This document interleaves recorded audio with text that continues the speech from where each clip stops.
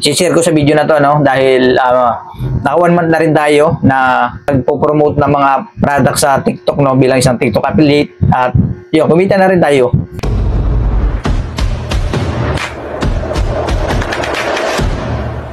Yun, welcome back again dito sa ating YouTube channel. So yun, medyo naging busy tayo mga tol kasi nakapokus naman tayo ngayon sa TikTok, no? Kasi nag-ano tayo kay TikTok. Sinubukan din nating mag TikTok affiliate. Sa mga hindi pa nakakalam dyan is napakarami na palang kumikita, no, sa pagiging TikTok affiliate.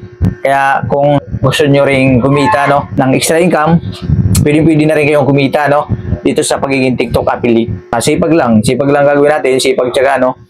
At yun, pwede na tayong kumita sa TikTok. Kung mahilig ka rin sa TikTok, tapos hindi ka naman kumikita dyan, share ko sa video na to, no, dahil naka 1 month na rin tayo na nagpo-promote ng mga product sa TikTok, no, bilang isang TikTok affiliate, at yun, kumita na rin tayo. Ibig sabihin, legit lang talaga na pwede tayong kumita.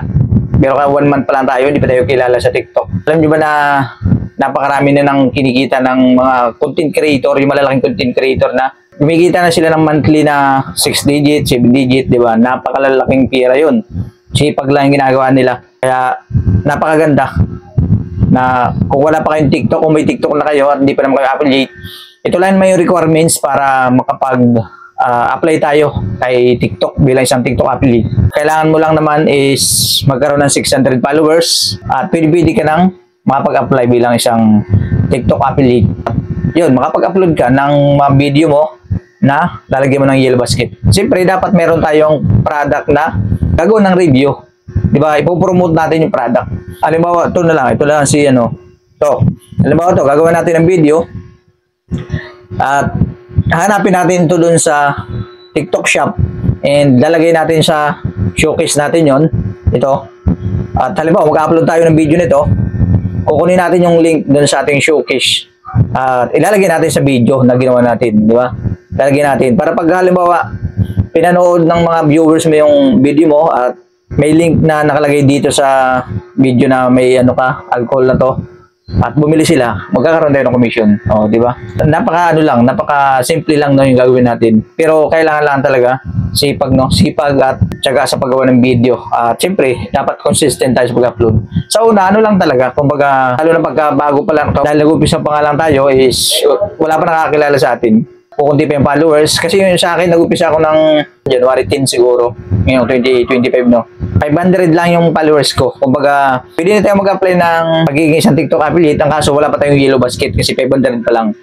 Magkakaroon lang tayo ng yellow basket sa TikTok kung mayroon 600 followers na tayo. Tapos yun, mag-apply na tayo ng pagiging affiliate. Then, siyempre, nag-ano muna ako, no, na pinadami ko muna yung followers ko.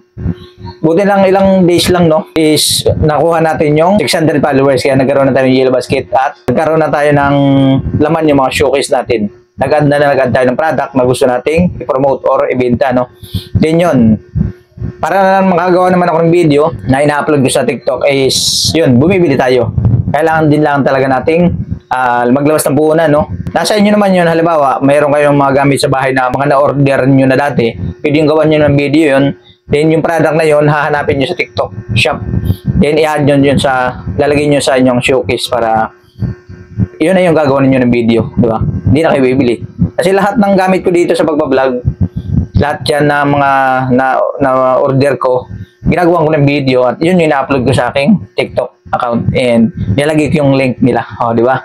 Kaya sa mga gustong kumita dyan, mag-TikTok affiliate na kayo. Sa mga gustong kumita sa TikTok, no? Ganun lang kasimple. Lahat ng mga gamit natin sa bahay, gawin yung ano, promote nyo. Kumbaga, gawin nyo ng video, gawin nyo ng review, then lagyan nyo ng link. At pag may bumili doon sa link nyo, meron kayo commission, di ba? Doon pa lang sa pag ano ko, 1 week pa lang ako, is dumadagdag yung ating followers, no? Kasi after 1 month, no, naka 1 month na tayo, yung 500 followers ko, naging 1,300 na, 1,300 followers na tayo. O, di ba? Napakaganda. Kasi consistent tayo sa pag-upload ng video. Kailangan, ang ginagawa ko kasi, nag-upload ako sa umaga tapos hapon. Minsan 3, tanghali. O, di ba?